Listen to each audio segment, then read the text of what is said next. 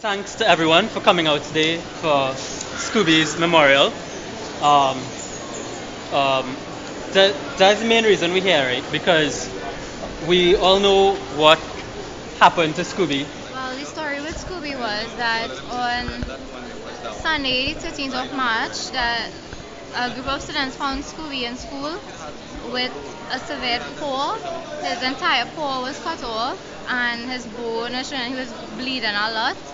And so we came in school and we tried contacting a lot of vets, and everybody said they weren't working because it was night. And well, to the best of our ability, we tried putting medicine and bandaging it and stopping the bleeding, at least to hold him off till morning. And then, well, we stayed in school with him till like 4 in the morning, and well, we were tired, so we thought, well, if we left for a little while, he couldn't get far. But when we came back in school a couple hours later, he was nowhere to be found. So later in the week now, on Tuesday, actually Friday, we found him back, and his wound was in a much worse condition than before because of the time that had passed. And we were able to contact the TTSPCA, right, with the help of Roger, the veteran training. He came and took Scooby. Scooby was, he looked really happy going off with Roger, but when the vets examined him, they informed us that he had a secondary wound to his scrotum, which confirmed the original theory that his wound was inflicted by an individual and not just by any car accident or any other such accidental means. And well, the vets could not do anything because trying to treat him would have been cruel due to the pain that he would have had to go through. So they had to put him to sleep, and it was the best option. Quite typical, a dog that's been a feral dog who is human friendly because he's been taken care of basically on campus here by people such as himself, would be trusting, would have gotten himself into a position where he could have been the victim of abuse. A typical case. It happens in, from where I work, I see about 2 or 3 cases like that per day. What we need to do rather than just address the cruelty problem, we also need to address the stray problem. And we were talking about earlier strategies for dealing with the stray problem on campus at least, because I mean it starts at home. Okay? No use going out to the wider community to talk about strays when we have this endemic problem here. Simple things such as organizing spay drives to stop the campus population breeding. This little kitten here, this was our very first adoption case. She was found in a drain at Zaga Auditorium, and it took like 5 hours to get her out of the drain because she wasn't trusting of anyone.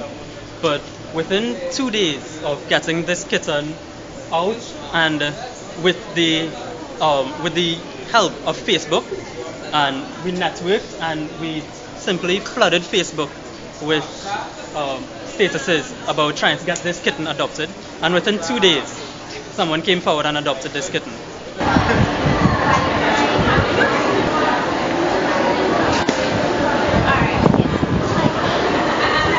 So anybody can just come down to the TTSPCA on Mokorapa Road to adopt a shelter animal.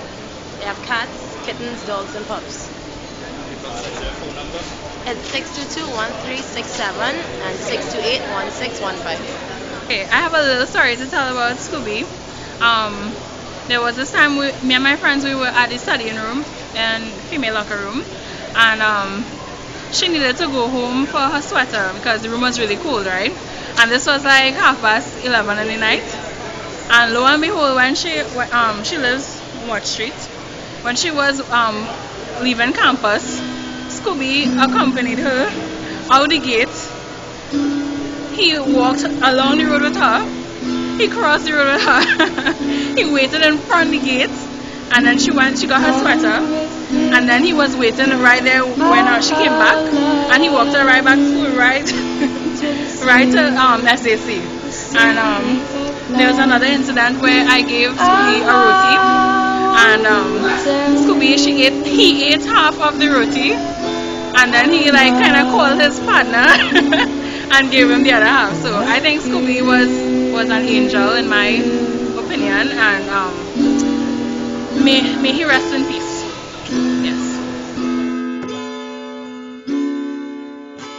Do you remember when we met?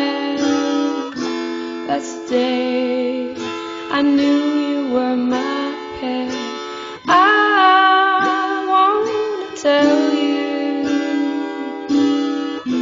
how much I love you. Some animal cruelty.